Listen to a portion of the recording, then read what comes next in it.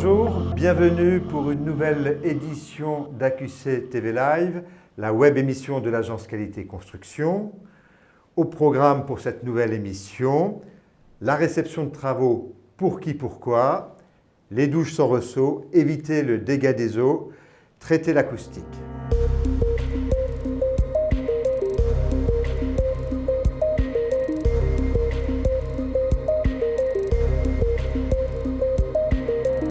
Avant de commencer cette émission, je voulais vous remercier, vous les internautes, pour votre participation sur les réseaux sociaux. C'est vous qui avez choisi l'un des sujets et vous avez posé de nombreuses questions.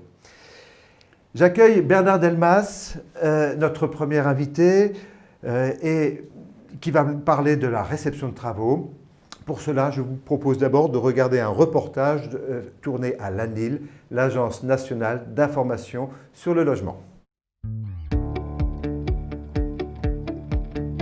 La réception de travaux, c'est avant tout l'aboutissement d'un projet. On peut réceptionner des travaux d'une plus ou moins grande ampleur, notamment les travaux de la construction de votre maison individuelle. C'est vraiment le moment où on va vérifier la conformité des travaux au contrat et la bonne exécution de ces travaux. Mais c'est également le point de départ des garanties et le transfert de la garde du chantier. C'est pourquoi il est conseillé de souscrire à ce moment-là une assurance multirisque habitation. C'est le maître de l'ouvrage, le commanditaire des travaux, qui assure la réception. C'est un acte unilatéral qui a bien évidemment lieu en général en présence des entreprises, mais il peut exister différentes formes de réception. La réception de travaux a lieu lorsque les travaux sont achevés, l'ouvrage est terminé, les équipements sont installés. En cas de désaccord, si les malfaçons, si les non-conformités au contrat sont trop importantes, il est possible de refuser la réception et de demander la réalisation des travaux et de décaler la date de la réception. En cas de réserve, en cas de défaut constaté au moment de la réception, il est indispensable de mentionner par écrit l'ensemble de ces réserves qui permettront à l'entreprise de venir reprendre ses travaux sur le chantier. L'ensemble des documents du chantier, comme le procès-verbal de réception, doivent être conservés au moins 10 ans. Mais il est fortement conseillé de conserver ces documents au-delà, puisqu'il est toujours possible d'engager la responsabilité de droit commun de l'entreprise, sous réserve de prouver une faute.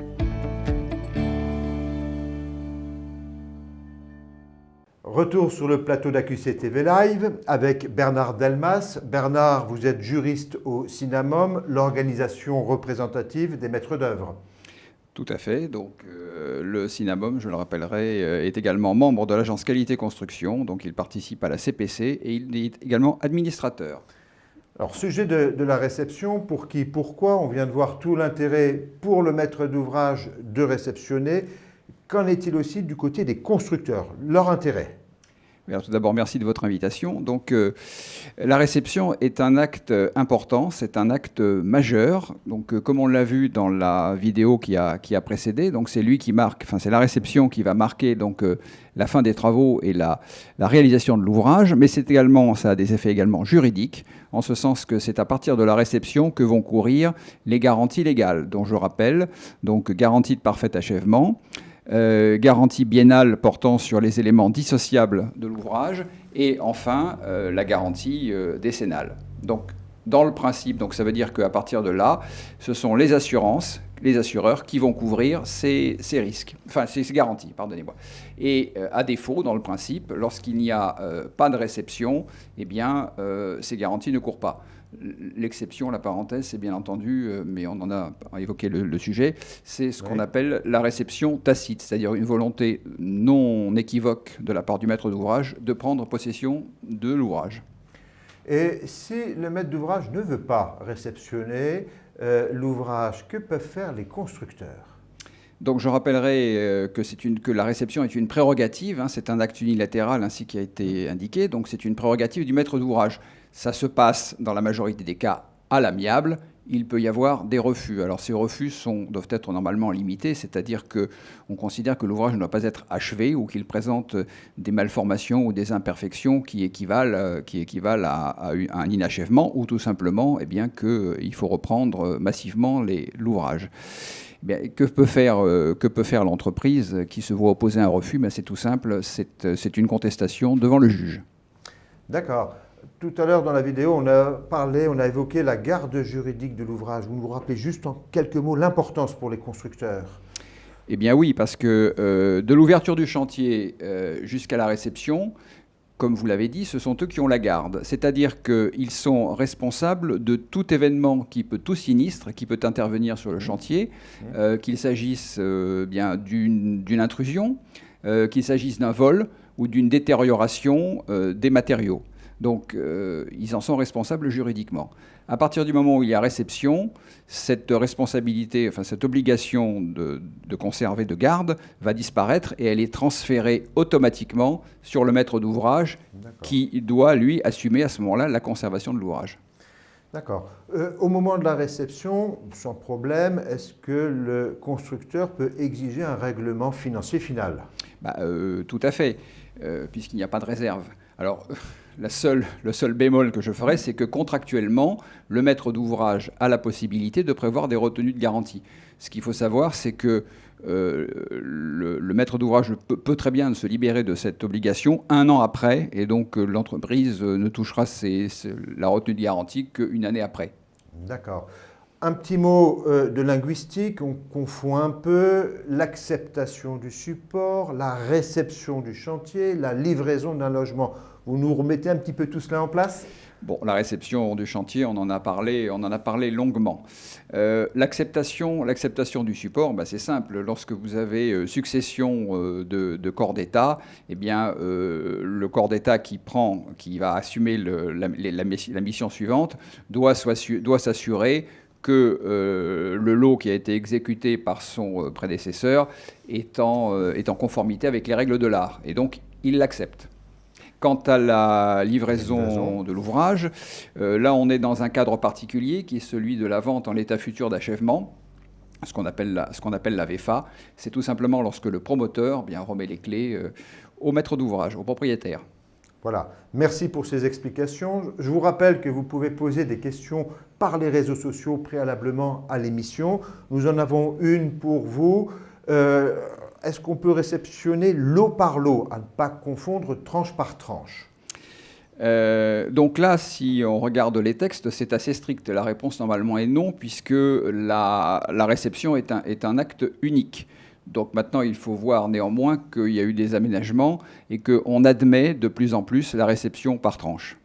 Merci Bernard Delmas, représentant le Synamom, syndicat de la maîtrise d'œuvre. Maintenant, chronique publicitaire avec une page concernant la revue Qualité Construction. Notre dernier numéro de la revue Qualité Construction vient de paraître. Au sommaire notamment, un dossier sur la résilience des bâtiments par rapport au risque d'inondation, un article sur le renforcement en cours de la sécurité des garde-corps, un point sur les systèmes d'étanchéité des toitures terrasses et un article sur les façons de rafraîchir les bâtiments existants sans augmenter l'effet îlot de chaleur en ville. Nous vous proposons en lecture gratuite sur notre site internet un article sur l'industrialisation de la rénovation énergétique des bâtiments. Les projets de recherche comme les retours d'expérience montrent que les acteurs du bâtiment combinent innovation technique, préfabrication, solutions architecturales, organisation du travail et mise en réseau des professionnels, sans oublier le marketing et la relation client. Nous vous proposons de découvrir plusieurs de ces projets dans cet article. Vous pouvez retrouver toutes nos offres d'abonnement à la revue sur notre site internet. Autre sujet choisi par vous, les internautes, les douches sans ressaut, autrement appelées douches à l'italienne. Avec nous, Alban Charrier de l'USH, l'Union sociale pour l'habitat. Alban, vous êtes responsable du département politique technique à la direction de la maîtrise d'ouvrage et des politiques patrimoniales. Merci pour votre présence. On va échanger juste un petit peu après. On va d'abord regarder une vidéo d'une douche à l'italienne, bien installée. Et je tiens d'ailleurs à remercier la CAPEB qui a permis de tourner cette vidéo.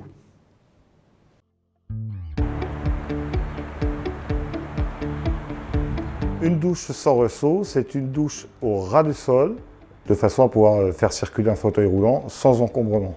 On installe une douche sans ressaut pour permettre à la personne qui est en mobilité réduite de pouvoir accéder à son bac à douche sans effort, sans avoir d'obstacle à franchir.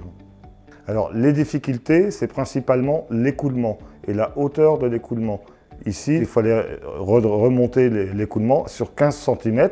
Donc, naturellement, ce n'était pas possible, donc on est passé par une pompe de relevage. Le carrelage est antidérapant, il n'y a pas de risque de fuite ni de dégâts des eaux parce qu'on a réalisé une natte d'étanchéité en remontant sur les murs pour éviter les infiltrations. Le seul point sensible, c'est la bonde, où là, il faut vraiment bien veiller à l'étanchéité parce que c'est le point le plus sensible au niveau de l'étanchéité. Et au niveau électrique, la bonde est équipée d'un détecteur Bluetooth, donc il n'y a aucun fil électrique en courant fort, ce n'est qu'une petite pile, donc aucun risque d'électrocution. Il faut juste manuellement enlever un petit peu les cheveux de temps en temps, souvent la petite grille qui est prévue à cet effet, changer le détecteur Bluetooth tous les 3 ans, pas de produit de détergent, surtout pas de produit de débouche tuyauterie, tout ça, il ne faut pas utiliser. Et c'est tout ce qu'il y a comme entretien. Les douches sans ressaut, Alban Charrier avec nous, donc de l'USH. Il y a eu une décision des pouvoirs publics récemment. Est-ce que vous pouvez nous la rappeler ? Oui, tout à fait. L'administration a publié un arrêté, l'arrêté du 11 septembre, qui vient modifier l'arrêté du 24 décembre 2015 sur l'accessibilité des bâtiments collectifs d'habitation et les maisons individuelles, et particulièrement l'article 15, qui est justement l'article sur les salles de bain, en instaurant l'obligation en construction neuve de créer des douches sans ressaut. Alors, on l'a vu, les professionnels plutôt réticents par rapport à ces décisions. Oui et non. Sur le principe, ils ne sont pas réticents à tout ce qui va permettre d'améliorer l'accessibilité et l'inclusion des personnes utilisateurs de fauteuils roulants. La réticence qu'on a pu noter de l'ensemble de la profession, validée par un avis défavorable du CSC2E sur cet arrêté, c'est plutôt lié à 2 choses. La première, c'est sur le planning d'application. L'arrêté entre en vigueur au 1er janvier 2021 pour les maisons individuelles et étend la mesure à l'ensemble des habitations desservies par l'ascenseur dans un bâtiment collectif au 1er juillet 2021. Les professionnels considèrent que ce délai est trop court pour pouvoir bien permettre la montée en compétence de l'ensemble des personnels. Ce que disent aussi les professionnels, mais aussi la Fédération française de l'assurance et aussi l'Agence qualité et construction, c'est que cet équipement est sinistrant, et qu'aujourd'hui, on ne dispose pas de techniques suffisamment sûres pour limiter le risque de sinistre. Et est-ce qu'il va y avoir un impact sur les coûts de construction ?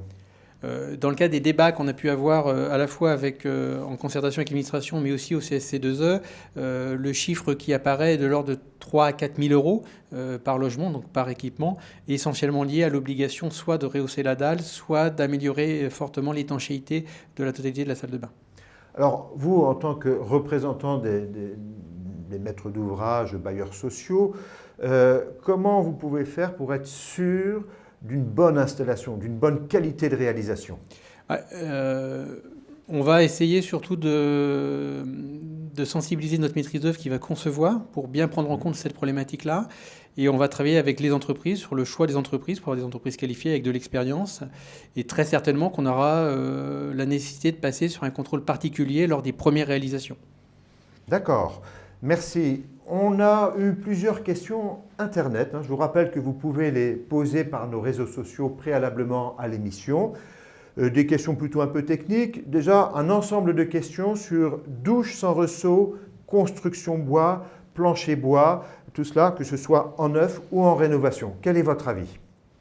On peut s'inquiéter lorsque les professionnels nous disent qu'il y a des difficultés aujourd'hui dans la construction habituelle, courante, de mettre des équipements douche sans ressaut.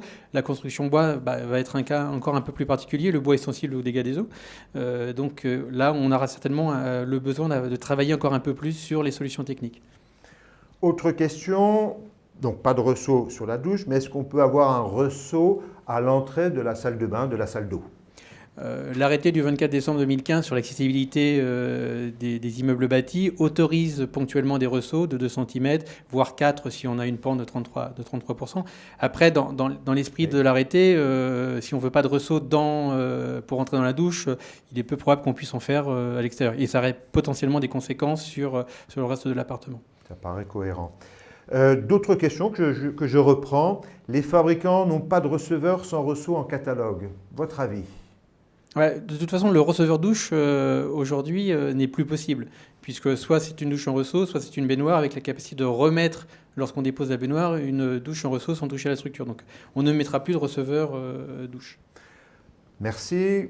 Au niveau risque électrique et douche sans ressaut, est-ce qu'il y a des prescriptions spécifiques ? Qu'est-ce qu'on fait ? Dans les normes électriques, on a l'obligation de respecter des volumes et de ne pas mettre de prise dans certains volumes. Il est probable que sur les salles de bain de faible taille, pour les petits logements, on ait une difficulté de respecter ces volumes. D'accord. Et enfin, une dernière question. Les planchers vont-ils être alourdis si on remet une chape de plusieurs centimètres au niveau des salles de bain ? Est-ce qu'il y a des conséquences sur la structure, par exemple ? Oui, enfin, c'est une des solutions techniques qui avait été développée dans le guide CSTB où on rehaussait l'ensemble de la chape de quelques centimètres pour pouvoir justement intégrer le siphon dans la chape et ne pas avoir de ressaut. Ça a deux impacts. Ça va avoir un impact bien évidemment à la fois sur la structure, parce que si on alourdit tous les planchers de quelques centimètres de béton, on va alourdir la structure et puis in fine les fondations. C'est un deuxième sujet qui commence à nous inquiéter aussi. Ça va augmenter l'impact carbone des bâtiments, au moment même où on est en train de travailler sur la RE 2020 et la définition des seuils carbone. Autre sujet d'actualité. Merci Alban Charrier de l'USH, l'Union sociale pour l'habitat, pour tous ces éclaircissements. Maintenant, notre chronique CDB, comme constat, diagnostic, bonne pratique sur les toitures terrasses.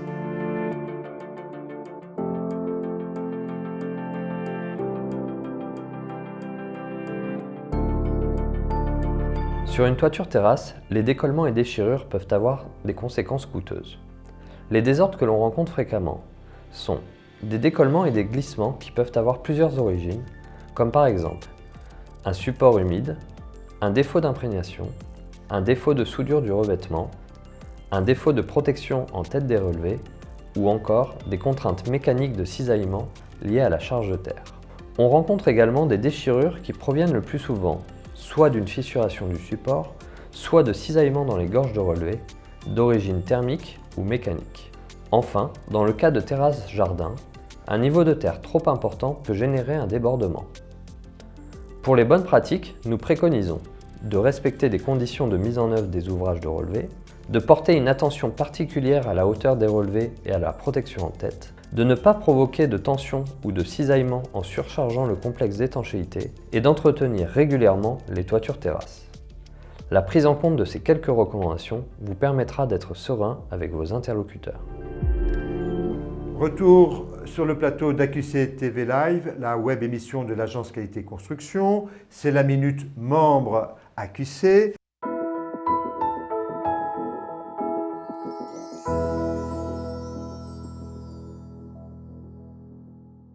J'accueille Franck Petex-Sorg, président de la délégation construction de la COPREC, donc de la COPREC Construction. Vous nous rappelez déjà ce qu'est la COPREC et la COPREC Construction ? Bonjour Frédéric. Alors la COPREC, en fait, c'est la fédération ce sont les organismes tiers indépendants en fait en France. Donc il y a une quarantaine d'adhérents. Les figures emblématiques sont Bureau Veritas, APAV, SGS, DECRA, Caliconsult et Socotec. Mais il y a une quarantaine d'adhérents, c'est 35 000 emplois à peu près en France, un chiffre d'affaires de 2,5 milliards en France. Et 30% de cette activité est contrainte chez nos clients. Le reste se fait dans le cadre de démarches volontaires. D'accord. Quel est le rôle du contrôleur technique sur les opérations de construction, sur les chantiers ? Parce que parfois, ce n'est pas très bien connu. Vous pouvez nous le redéfinir ? Alors, je vais le faire par le prisme de la délégation construction de la COPREC. En fait, les champs, les domaines que l'on adresse au sein de cette délégation sont le contrôle technique, la sécurité sur les chantiers, coordination CPS, les diagnostics immobiliers, les problématiques énergétiques, d'efficience énergétique et le BIM. sur la transition numérique. Le rôle du contrôleur technique, c'est de prévenir les aléas techniques sur une opération. On intervient en phase conception, en phase exécution. On remet in fine des livrables à destination de l'assureur pour qu'il cote le risque et à la destination des autorités pour qu'ils apprécient l'opportunité ou pas d'ouvrir au public les établissements. Notre métier est globalement connu puisqu'il a une quarantaine d'années, donc on a trouvé une forme d'équilibre au sein de la filière, mais il est vrai que parfois il y a encore un certain nombre de malentendus, notamment le fait que nous intervenons à partir d'une analyse de risque qui nous conduit en fait à regarder les différentes séquences et les différentes composantes d'ouvrage, d'analyser le risque et donc d'opérer de manière déterminée sur ces risques. Donc on ne fait pas d'émission de visa de plan, par exemple, on ne va pas faire de la surveillance technique de chantier. Parfois, en fait, on est un peu vu comme les inspecteurs des travaux finis, alors qu'en fait, en phase conception, notamment, on peut émettre des principes de solution. Évidemment, on ne peut pas les designer en tant que tiers de confiance, mais on peut orienter, on va dire, les choix des maîtres d'ouvrage pour à la fois respecter la réglementation, mais aussi gagner en performance in fine. Franck, vous avez évoqué déjà quelques sujets d'actualité sur lesquels vous travaillez. Qu'est-ce que vous apporte le travail avec l'agence Qualité Construction ? C'est un travail qui nous apporte beaucoup. C'est vrai qu'aujourd'hui, il y a énormément de sujets, notamment d'innovation ou de transition dans l'énergie, dans le numérique, d'innovation également réglementaire. Tout ça amène de nouveaux risques en fait, sur les opérations. Le travail en fait, à l'AQC permet d'anticiper ces risques, à la fois à travers l'observatoire des pathologies avec des sujets très concrets de travail pour essayer de résorber ces problématiques, mais aussi en anticipation de phase. Si on parle par exemple du bas carbone, le travail avec l'AQC est extrêmement précieux pour prévenir les risques à terme. Merci Franck Petaxorg de l'Acoprec Construction pour toutes ces précisions. Cette émission touche maintenant à sa fin. C'est le moment de vous rappeler quelques points. Tous les liens utiles qui ont été évoqués seront et sont dans la description de la vidéo. N'hésitez pas à nous faire part de vos retours par tous les réseaux sociaux habituels, LinkedIn, Twitter, YouTube. Pour être averti des prochaines mises en ligne, pensez à vous abonner en cochant la petite cloche sous la vidéo. Voilà, prochaine émission d'AQC TV Live début 2021. Comme d'habitude, n'oubliez pas que vous pourrez décider des sujets à traiter lors de cette émission par les réseaux sociaux. Merci d'avoir été avec nous, merci d'avoir participé. Et dans les merci, j'associe tous ceux qui sont derrière les caméras, tous ceux qui sont à la technique au sein de l'AQC, Davy Michalet, Nawel Kadjeou, Corinne Jouana. Vous pouvez retrouver cette émission en replay dès cet après-midi sur AQC TV. Merci, bon appétit, bon week-end.